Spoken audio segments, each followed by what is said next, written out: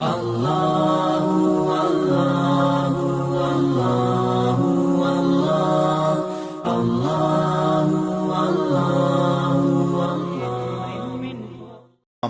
ہیں اس کے حوالے سے اعلیٰ حضرت نے بڑی تفصیل سے بات کی ہے۔ معمولات ہمارے آراس کے ہیں، قبور پہ حاضری کے ہیں اور دیگر امور کے، بلکہ قبور کی حاضری کے حوالے سے اعلیٰ حضرت نے کتنا واضح اور دو ٹوک موقف بیان فرمایا کہ زیارت قبور بالاتفاق جائز ہے، اس میں کوئی دوسری رائے نہیں ہے۔ قبروں کی زیارت کے لیے حضور نے خود حکم دیا، فرمایا کہ کنت نہیتکم عن زیارت القبور فزوروہا، میں تمہیں قبروں پر جانے سے روکا کرتا تھا۔ ایک زمانہ تھا حضور نے منع کیا کیونکہ اس وقت مشرکین کی قبریں تھیں۔ پھر اس کے بعد جب جنت البقیع بنی اور اس طرح مختلف جگہوں پہ مسلمانوں کی قبریں بنی تو پھر حکم دے دیا، کیوں؟ لِأَنَّهَا تُذَكِّرُ الْآخِرَةَ، اس لیے قبریں آخرت کی یاد دلاتی ہیں۔ تو قبروں کی زیارت بالاتفاق جائز ہے، لیکن اس کے اندر یہ فرق کر دیا کہ یہ مردوں کے لیے جائز ہے، عورتوں کے لیے حضور علیہ السلام کی قبر انور کی حاضری حضور کی شفاعت کا سبب و ذریعہ ہے۔ اس کے علاوہ حضور علیہ السلام کا فرمان ہے لعن رسول اللہ زوارات القبور، قبروں پر جانے والی عورتوں پہ رسول اللہ نے لعنت کی ہے۔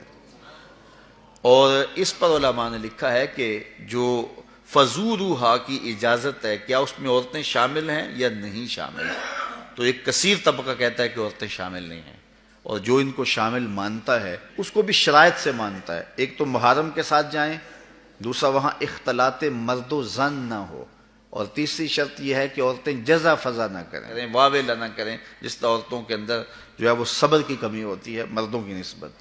تو اگر ان شرائط کو پورا کیا جاتا ہے تو پھر جو ہے وہ مخصوص جگہوں پہ عورتوں کا چلے جانا قبروں میں جائز ہوگا، اس طرح والد کی قبر پہ جا رہی ہیں، والدہ کی قبر پہ جا رہی ہیں، لیکن ان شرائط کے ساتھ۔ لیکن بعض نے کہا کہ نہیں، مطلق نفی ہے، لیکن جنہوں نے جواز قرار دیا انہوں نے بھی ان 4-5 شرائط کے ساتھ جو ہے وہ جواز قرار دیا۔ باقی جو اختلاط مرد و زن جہاں ہوتا ہے اور محرم کے بغیر خواتین جاتی ہیں، جس طرح کہ ہمارے ہاں مروج ہے، اور یہاں بسوں کی بسیں بھر کر کے مختلف درباروں پر مزارات پہ جا رہی ہیں، اعلیٰ حضرت سے پوچھا گیا جائز ہے یہ نہیں جائز؟ فرمانے لگے مجھ سے یہ پوچھتے ہو جائز ہے، مجھ سے یہ پوچھو ان پہ لعنتیں کتنی برستی ہیں۔ فرمایا جب وہ گھر سے نکلتی ہیں تو ان پر لعنتیں برسنا شروع ہو جاتی ہیں، اور تم اس کو مجھ سے جواز کا فتویٰ مانگ رہے ہو۔ تو اب دیکھیے کہ یہ ہمارے معاشرے میں ہے کہ نہیں ہے، اور اس کو کیوں نہیں روکتے؟ اس لیے کہ وہ کہتے ہیں اگر عورتیں نہیں آئے گی تو بابے کا گلہ کون بھرے گا، اس لیے کہ پیسے تو عورتیں ڈالتی ہیں، اس لیے وہ کہتے ہیں کہ ٹھیک ہے، اور اس کے لیے آنکھیں موند لیتے ہیں، بند کر لیتے ہیں۔ ضرورت ہے کہ عورتوں کو مزارات پہ حاضر ہونے سے منع کیا جائے، وہ گھر کے اندر رہیں، اور اگر وہ جانا چاہتی ہیں تو یہ شرائط ہیں جو ہمارے علماء نے دی، اور ان شرائط پر پورا اترنا اتنا آسان نہیں ہے۔ اسی طرح اللہ نے فرمایا کہ جو ہے وہ زیارت قبور بالاتفاق جائز ہے۔ عورتوں کی جو بات ہے وہ آپ نے بیان فرما دی۔ دوسری بات فرمائی سجدہ قبور اور طواف قبور بالاتفاق حرام ہے، اس میں کوئی دوسری رائے نہیں ہے۔ قبروں کو سجدہ کرنا اور قبروں کا طواف کرنا بالاتفاق حرام ہے، اس میں کسی کا کوئی اختلافی نوٹ نہیں ہے، کسی بھی عالم کا۔ اور تیسری چیز فرمایا کہ بوسہ قبور اس میں اختلاف ہے، مختلف ہی ہے، لیکن احوط یہ ہے، احتیاط اسی میں ہے کہ نہ دیا جائے۔ یعنی قبروں کے بوسے کے بارے میں کچھ علماء قائل ہیں، کچھ علماء نہیں قائل، لیکن اعلیٰ حضرت فرماتے ہیں کہ دور موجود میں یہ ہے کہ احتیاط اسی میں ہے کہ بوسہ قبور نہ دیا جائے۔ لیکن فرمایا کہ اس کے باوجود بھی کچھ لوگوں کی خاص کیفیت ہوتی ہے، تو وہ مناسب حال ہوتا ہے تو فتویٰ اس حال کے مطابق ہوگا۔